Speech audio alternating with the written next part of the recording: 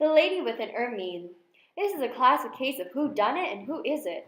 This 54 by 39 centimeter oil on wood panel painting baffled the art community for some time.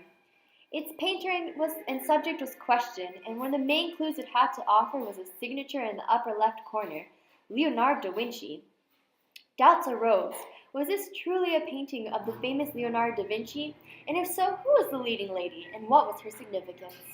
The painting first caught attention when it was brought by Prince Adam Jerzy Satorski, and later, after further research, it was discovered that the subject was Cecilia Gallerani. Cecilia Gallerani was the mistress of Leonardo's employer, Ludovico Forazza.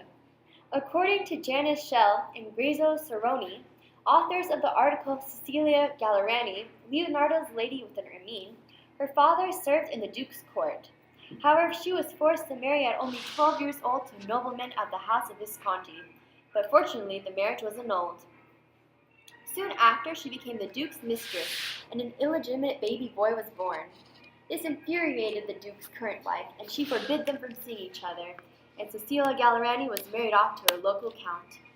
The painting was done in 1489, before the Duke married his wife Beatrice d'Este, and Cecilia was estimated to be around 17 years old at the time. However, she is not the only figure in the painting. Curiously, she holds a small animal called an ermine.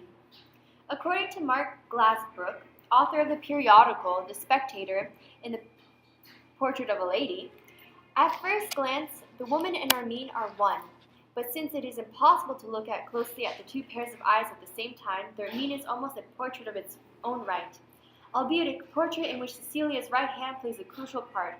Her hand and arm echo the twisting serpentine movements of the ermine's body." End quote. The ermine is quite an important detail because of what it represents. The ermine was a symbol of purity and moderation. In even one of Leonardo's manuscripts, he praises the ermine. For example, in Oliver Evans' sections from the Bestiarity of Leonardo da Vinci, found in the Journal of American Folklore, quote, "Practicing a moderation to the extent that he eats only once a day, the ermine is so fastidious that he will allow himself to be caught by hunters before he will take refuge in a muddy spot." End quote. But still, how can we be sure that Leonardo da Vinci himself painted this portrait? Looking towards other drawings and paintings from the famous artist himself, we see a strikingly similar style. For example, in a mosaic of sketches, Da Vinci demonstrated his skill in drawing the serpentine-like movements of animals in his drawing of a study sheet with cats, dragon, and other animals. The ermine in the painting represents this serpentine and curved-like quality. Furthermore, looking toward one of Leonardo's most famous paintings, the Mona Lisa, we see the similarities of the painting technique between the two women. Both are in a three-quarters point of view, surrounded by darkness with only the face and hands illuminated by light, and also done in the fumato style. Both have a triangular shape composition and have a slight hint of a smile with shadows at the corner of the mouth. So where are Cecilia and her unusual pet located now? Although the painting was commissioned and carried out in Italy, it is now residing in the Satorski Museum in Krakow. Although the figures are in very good condition, the same cannot be said for the overall background. The wood panel suffered a break in the upper left side, and the background was ordered to be painted by Adam's mother, the Countess Isabella. Alas, the mystery has been solved. Now for another mystery. I have with me Detective Anne-Marie. She is questioning another famous piece. So here we have an artwork of the Virgin Mary, Jesus, and John the Baptist as an infant, along with two angels standing beside them. I have heard that this painting is commonly referred to as the Virgin and Child with St. John and angels. Yes, and the artist of this work is still a mystery. Let's go ahead and talk about the details of this work and try to figure out who the artist is. So this work is tempera on panel, and the dimensions of the work are 41 by 30 inches. We can see that the artist used the technique chiaroscuro, especially in the figures, to give them almost these three-dimensionality. Yes, and we can also see that the figures are arranged as in a frieze, which is similar to the way a sculpture would, showing us that this artist could likely have also been a sculptor. Also, we see that the artist wasn't very interested in the background. The background here is seen as an expanse of the sky, with little to no detail, although it could have been that the artist just hadn't gotten to the details of the background yet. Okay, I can tell that this work was obviously not completed. You can tell from the lack of color and vibrancy in the clothing of the figures, as well as how the figures on the left have just their outline.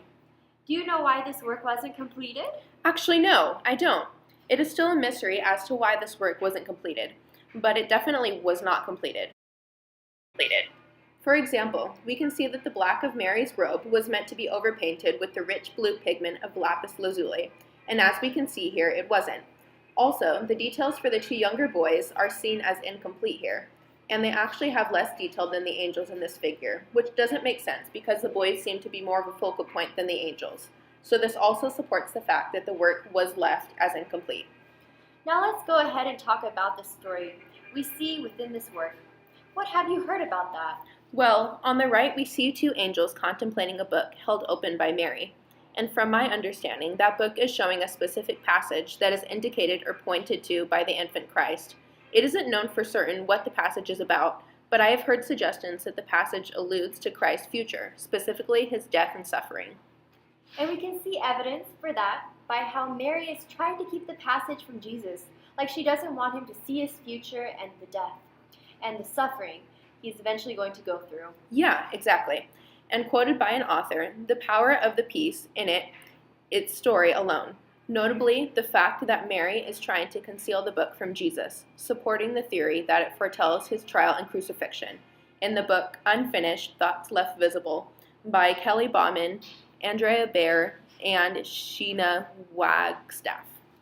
Although we see also one of Mary's breasts is being shown in the work, which shows that Mary could have just finished feeding Christ before John showed up, which underlies the youth of Jesus Christ. Along the lines of the youth of Christ, we see in this work that John the Baptist, Mary, and Christ are shown to have known each other when Christ was just an infant, which we know isn't what is described in the Bible, because in the Bible it tells that Jesus and John the Baptist didn't meet until much later. But this depiction follows Renaissance convention in drawing on a tradition that John met Jesus and Mary while Christ was still an infant. This tradition was very common in the Renaissance time. Yes, definitely. And as we see here in Alba Madonna, as well as Madonna in the Meadow by Raphael, an Italian Renaissance artist, there's also the depiction of John the Baptist knowing Christ and Mary during Christ's infancy. This can show us that the artwork was likely done during the Italian Renaissance, possibly within the years of 1300 to 1600. Let's go ahead and look at all the information we have to figure out who the artist is. Okay, so the style of the work seems to reflect that of a sculpture, especially due to the use of chiaroscuro to create the three-dimensionality in the figures. Also, the figures are arranged as if in a frieze, which also supports the artist as working like a sculpture. Yes, additionally, we see here that the clothing and overall color of the work isn't very vibrant, but we do see here that the artist has full intentionality to add more vibrancy to the work. That could mean that the style of the artist is the use of more vibrant colors. So from the possible time period, style of the work, the dimensionality within the figures, and the intention for vibrancy, it seems that this artist is Michelangelo. Actually, yes, that sounds pretty accurate. Michelangelo was from the Italian Renaissance time period, and a lot of his other work reflects a very similar style to this, as in the work of the Manchester Madonna. And one author was actually talking about this work and stated, quote, "One sees in Michelangelo's Manchester Madonna a relief-like figure-by-figure elaboration of the overall design," end quote. Aha! We have figured it out!